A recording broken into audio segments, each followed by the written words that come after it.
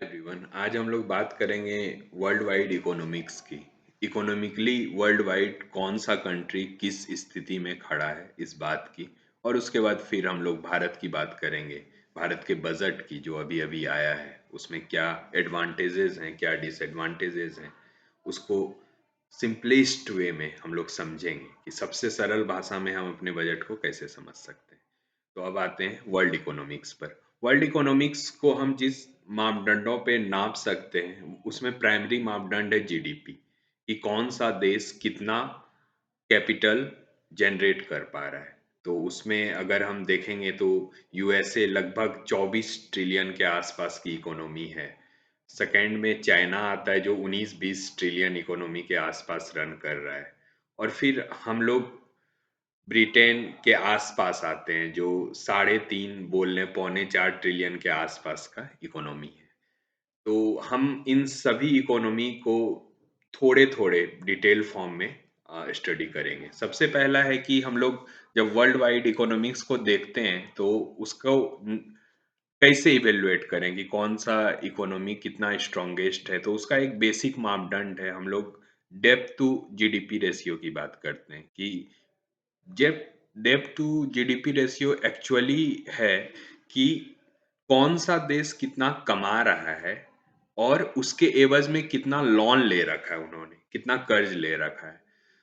मान लो आप भारत ने 100 रुपए कमाया इस साल और उसने लोन ले रखा है 120 रुपए, तो उसका डेप्थ टू जीडीपी रेशियो 120% होगा।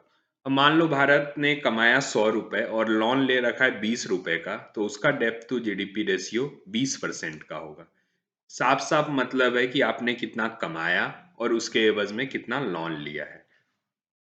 तो मुख्य रूप से ये माना जाता है, अगर आप अपने परिवार अपने सोसाइटी को भी देखो तो लोग बोलते हैं कि जितना कमाई है उससे कम ही लोगों को कर्ज लेना चाहिए। ये ठीक ठाक रिस्की होता है क्योंकि अगर आने वाले समय में आपने उतना कैपिटल अर्न नहीं किया तो आप बहुत बड़े डेब्ट में जा सकते हो।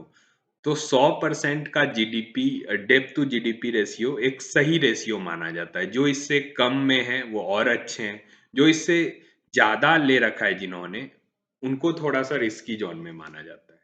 तो हम लोग लगभग 8 से 10 कंट्रीज़ हैं जिन्होंने 100% से ज़्यादा डेब्ट टू जीडीपी रेशियो ले रखा है। लगभग डेब्ट जो है उनका वो जीडीपी से ज़्यादा है।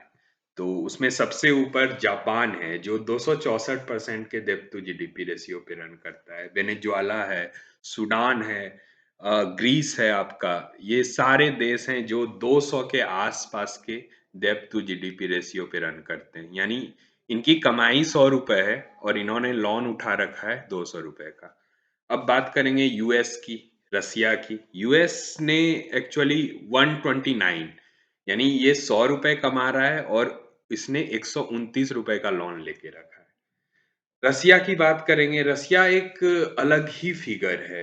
एक डेवलप्ड नेशन होने के साथ सिर्फ 17%, 17% के डेब्ट टू जीडीपी पे रहना एक बड़ा काम है। ये दिखाता है कि आप इकोनॉमिकली कितने रेसिस्टेंस हैं, कितने मतलब उस जगह पे खड़े हैं जहाँ पे आप इकोनॉमिकली एक स्ट्रॉन्गर जोन में माने जाएंगे, कि आप डेवलप्ड नेशन होने के साथ साथ मात्र आपने उतना लोन ले रखा है, यानी 100 रुपए आप कमा रहे हो और 17 रुपए का लोन ले रखा है, जो कि आप लगभग 5 टाइम चुका सकते हो।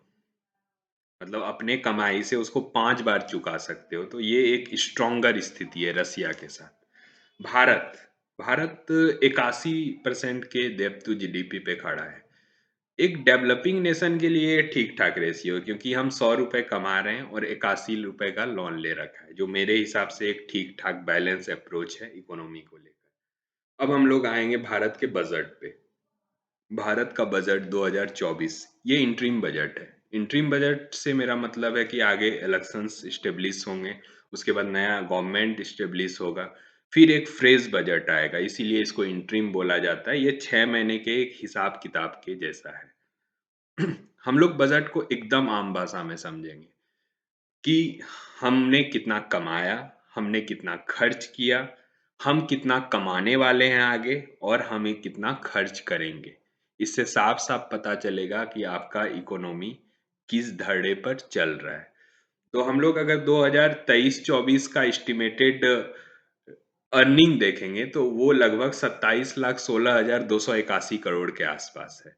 और इस बार जो हमने एस्टिमेट किया है कमाई का, वो है 30,80,274 करोड़ का। यानी हम अपने कमाई को 12% ऊपर करके देख रहे हैं कि पिछले साल हमने 100 रुपए कमाया था, इस साल हम 112 रुपए कमाएंगे। और हम अगर खर्च की बात करें तो 2024 23-24 का जो टेन्योर था उसमें 44,90,000 करोड़ का हमारा खर्च था। और 2024 और 25 यानी इस बजट ईयर में हम लोग एक्सपेक्ट कर रहे हैं कि 47,65,768 करोड़ के आसपास खर्च करेंगे, जो पिछले साल से 6% के ग्रोथ पर दिखता है। यानी हम अपनी कमाई को 12% से बढ़ा रहे हैं। हमने 100 रुपए पिछले साल कमाया था, इस साल हम कमाएंगे 112 रुपए। हमने पिछले साल खर्च किया था 100 रुपए और हम खर्च इस साल करेंगे 106 रुपए। कमाई को 12% के दर से बढ़ा रहे हैं और खर्च को 6% के दर से। ये एक बिल्कुल बैलेंस्ड अप्रोच है, क्योंकि हम खर्च को कमाई से आधे रेट पर बढ़ा रहे हैं, जो कि एक हेल्दी इकोनॉमी का सिंबल है। और बहुत सारे आउटकम इस बजट में आए। हमने खर्चा जान लिया, हमने कमाई जान ली। इससे ये समझ में आ गया कि हमारा जो अप्रोच है वो बिल्कुल बैलेंस्ड है। हम कमाई को डबल बढ़ाना चाहते हैं और खर्च को आधा। तो इससे हमारे सेविंग्स भी बचेंगे। सेविंग तो अभी मुश्किल है, क्योंकि हम लोग डेवलपिंग नेशन से डेवलप्ड नेशन की तरफ जा रहे हैं, तो इसमें लोन लेना बहुत ज़रूरी होता है, क्योंकि अगर हम लोन नहीं लेंगे तो तेजी से डेवलप नहीं कर पाएंगे। लेकिन लोन का परसेंटेज कैलकुलेटिव होना चाहिए। जैसे हम 100 रुपए कमा रहे हैं तो हमारा लोन 100 रुपए के अगर अंदर है तो हम चुकाने में सक्षम है। अगर हमने 100 रुपए कमाकर 120, 130, 150 रुपए का लोन ले लिया तो ये रिस्की जोन होता है किसी भी डेवलपिंग नेशन के लिए। तो हम लोग बिल्कुल सही ढर्रे पर है कि हमने 100 रुपए कमाया और हमने 81 रुपए का लोन लिया। इससे एक हेल्दी इकोनॉमी दिखती है कि हमारी है। और इस बजट में चूंकि पिछले बजट से कमाई ज़्यादा हुई है तो नए एलोकेशंस भी हुए हैं। रिसर्च और इनोवेशन में 1 लाख करोड़ के आसपास का अलॉटमेंट हुआ है, जो कि एक अच्छा स्ट्रेटेजी है। ये धीरे धीरे हमारे एजुकेशन सिस्टम को सुधारेगा। और एजुकेशन सिस्टम किसी भी देश के इकोनॉमी का बेस होता है। वो जितना बेहतरीन होगा उसका आउटकम उतना बेहतरीन होगा। तो ये बजट मेरे लिए बिल्कुल पॉजिटिव है और सब कुछ अच्छा दिख रहा है। इसमें ज़्यादा तो कुछ नहीं था, क्योंकि ये इंटरिम बजट था। अब जो मेन बजट जो गवर्नमेंट के एस्टेब्लिशमेंट के बाद आएगा, उसमें देखते हैं क्या क्या अलॉटमेंट्स होते हैं। हमारी कमाई दिन ब दिन बढ़ रही है, यानी रिसिप्ट बढ़ा रहे हैं। और सबसे बड़ी बात, हम जिस दर से कमाई बढ़ा रहे हैं उसके आधे दर से अपना खर्च बढ़ा रहे हैं। तो ये एक अच्छा स्ट्रेटेजी है, किसी भी परिवार के लिए भी, किसी समाज के लिए भी, किसी देश के लिए भी, और नहीं पता पूरा विश्व के लिए भी। तो इसके साथ ही हम लोग अब अगले वीडियो में मिलेंगे किसी नए टॉपिक के साथ। तब तक के लिए बाय।